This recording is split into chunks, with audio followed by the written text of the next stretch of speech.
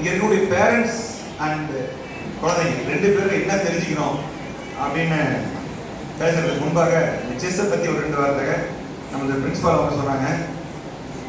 Early 6th century there was a chess boom. Chess இங்கே தான் ஆரம்பிச்சது, இங்கேருந்து தான் எல்லா பக்கமும் போச்சு அப்படின்னு சொல்லி ஜஸ்ட் இப்போ தான் மேடம் சொல்லிட்டு இருந்தேன். நான் திருவாரூர் மாவட்ட காவல்துறை போனதுக்கு முன்னாடி அப்போ அங்கே போகிறப்ப there was a temple, ஒரு கோயில், சதுரங்க வல்லபர் அப்படின்னு சொல்லி ஒரு கோயில். அங்கே என்னன்னா அந்த ஊரில் இருக்க டயட்டியே செஸ் விளையாண்டதாக ஒரு வரலாறு. ஸோ செஸ் அப்படிங்கிறது dates back to ancient period, not even since even before that.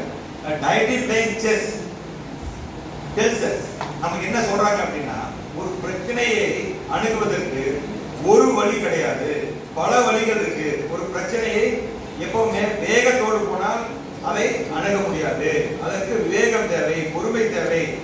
அப்படிங்கிறத காலகாலத்துக்கு முன்னாடியே அது ஒரு விளையாட்டாக மாற்றி நமக்கு நம்ம முன்னோர்கள் சொல்லி கொடுத்துருக்காங்க.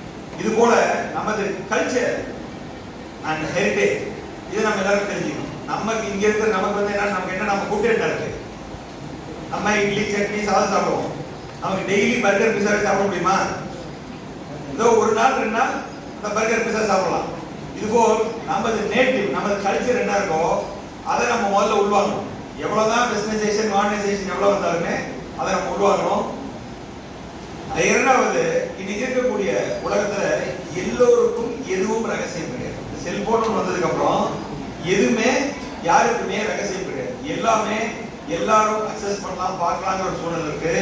அதனால உங்க குழந்தைகளுக்கு நீங்க பெற்றோர்களும் சேர்த்து, நிறைய பேர் இன்னும் கையில் இருக்கிற இந்த செல்போனை எப்படி யூஸ் பண்றது அப்படின்னு தெரியாம ஒரு நாளைக்கு நான் வாங்கக்கூடிய மனுக்கள்ல 20% ஆஃப் த பெட்டிஷன்ல சார் இந்த மாதிரி என்னோட செல்போன்ல இருந்து டேட்டா வெளியே போயிடுச்சு, என் பொண்ணை வந்து இந்த மாதிரி போட்டோ எடுத்திருக்காங்க, என் பையன் வந்து இந்த மாதிரி இருக்கிற டேட்டா பேங்க்ல வந்து அவன் இருந்து பணத்தை எடுத்து போயிடுச்சு, இந்த மாதிரியான மனுக்கள் நிறைய வருது. அப்படின்னா என்ன அர்த்தம்?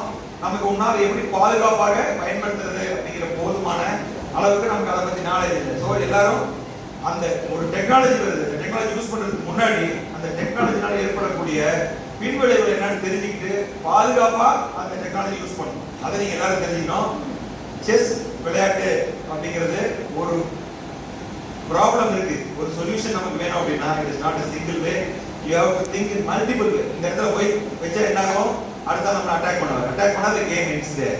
இந்த மாதிரி வாழ்க்கையில ஒரு பிரச்சனையை அணுகிறதுக்கு உண்டான ஒரு பண்பட்ட நிலைமையை செஸ் விளையாடக்கூடிய மைண்ட் வந்து பெறுது அப்படிங்கிறது என்னோட அப்சர்வேஷன். ஸோ இங்க இருக்கக்கூடிய குழந்தைகள் மேடம் சொன்ன மாதிரி 8 to 18 வரைக்கும் they are young and fresh brains. இதுக்கு இந்த மாதிரியான பண்பட்ட ஒரு நிலைக்கு வருது நாளைக்கு இருக்கிற சமுதாயத்துக்கு ரொம்ப நல்லது.